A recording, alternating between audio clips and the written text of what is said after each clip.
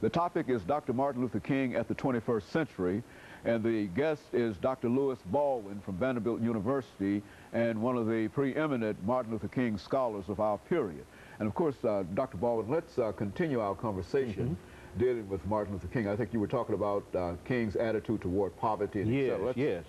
And if I had to add something to that, I would say that King consistently called for a redistribution of wealth, for a kind of restructuring of the capitalistic system so that the have-nots can grow in terms of material goods, and I think that's still important today. I think we need to look at the wealthy, we need to look at the people who are very poor, and we need to ask ourselves, why should some people be very, very rich and others be very, very poor?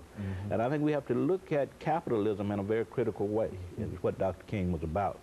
Now, regarding the issue of creating a culture of life and a culture of peace, the issue of war, Dr. King always told us that you can't create that kind of culture with the military or with violence. And it seems to me that too many in our society today are talking about a culture of peace and a culture of life, but they are very open to the use of military means. And another thing about this, let me push it further and say that when Dr. King was talking about this culture, he was not simply talking about the United States. He was talking about a global, on a global level, creating a culture of life and peace from which all people of the world can benefit. Very good. And he had that in mind. Very good. You know, and of course, Dr. King had quite a number of things to say about many things, but now you also mentioned scholarship, and let me sort of raise this question in terms of the scholarship. Has much changed in reference to certain aspects of Dr. King, the assassination, for example, and some of the other things that are traditional in terms of our thought patterns in reference to Dr. King? That's an excellent question. There are several schools of thought. I mean, I should say, you have those who deal with Dr. King's assassination, who are now subscribing to what is called a conspiracy theory. And that's pretty much accepted now in scholarly circles, that his death resulted from a conspiracy that involved many forces in our society. So James Earl Ray didn't just go out and shoot him by himself. Exactly. I mean, that single assassin theory is pretty much rejected now by most scholars. But the scholarship, I find most impressive the fact that the scholarship now is beginning to deal with Dr. King as a thinker, as an intellectual. Up until the 1980s, most of the scholarship treated him as an activist, as one who led demonstrations in the street, as one who employed nonviolent tactics such as boycotts and street demonstrations and civil disobedience, etc. But in the last 2 decades, scholars have become more interested in Dr. King as an intellectual. What kind of ideals did he set forth? Ideals that might be useful for us today as we try to address problems of race, problems of economics, problems of violence and human destruction.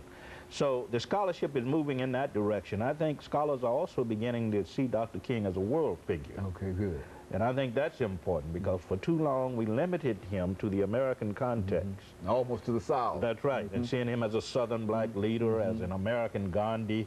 But now scholars are looking at his impact on liberation movements around the world, in South Africa, Vietnam, India, Africa, and how he has influenced liberation movements worldwide, how he has inspired people. I don't think it's an accident that in over 100 countries today, Dr. King's birthday is recognized or celebrated. And that's really puts him in a very unique place in history, because even presidents of the United States don't have that kind of recognition. And so Dr. King, I think, is being appreciated finally for what he tried to give us a half-century ago, for what he tried to achieve in terms of not just a national beloved community, but an international beloved community. And so King still, whole career will still have a tremendous impact upon whatever we do having to do with human relations. Exactly. There's no question about it. We hear the song "We Shall Overcome" all the time. Women who are interested in women liberation sing that song. the anti-war protest in Crawford, Texas recently. The song "We Shall Overcome" was heard. So I think it says something about Dr. King's legacy and how that legacy continues to live in movements for justice, in peace movements, in movements against poverty. Also, Dr. King, I think we have to keep this in mind, was very much concerned about health care issues. Very good. Because he moved from this idea of this dignity and worth, the sacredness of all life. All life is sacred. So he was concerned about health care, and that's a major problem in the 21st century. Millions of people don't have health care. And Dr. King was very much concerned about that. He was concerned about the handicapped. He was concerned about children's rights. All of these issues Speak to young that we people, consider. Dr. King, and young people. I mean, children, young people. I mean, what's with that?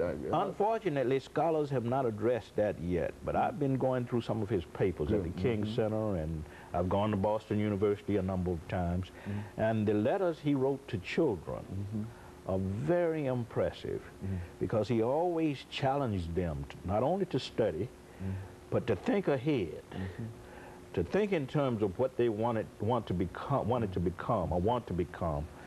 to think in terms of the kinds of contributions they could make, not just to the uplift of themselves, but to the uplift of humanity. Now, interestingly enough, about 10, 15 years ago, the King Center did publish a major manual on how to teach Dr. King's principles to children. But unfortunately, schools have not noticed, have not taken note of that particular document. It's a very, very important document that gives guidelines for teaching children nonviolent principles from kindergarten up to grade 12. So there's already a plan that has already been laid out by Dr. King in terms of how that can be done. It's not being used, and I think given the levels of violence in our society and in our world, we're going to have to start looking at documents like this and looking at Dr. King's life and his teachings and to sort of determine the meaningfulness of those teachings for us today, because there's a certain timelessness about the concerns that Dr. King raised with respect to violence and human destruction. You know, that's why we always return to that 1997 interview, that no matter when you listen to that, you can listen to it in 2005. It still seems as if it was done yesterday, primarily because of that timelessness that you're talking about. Exactly. And of course, Dr. Ball, we're going to have to take our second commercial break, and after which we'll come back and give you an opportunity to close us out for today. And we'll see our audience following this very, very short commercial break.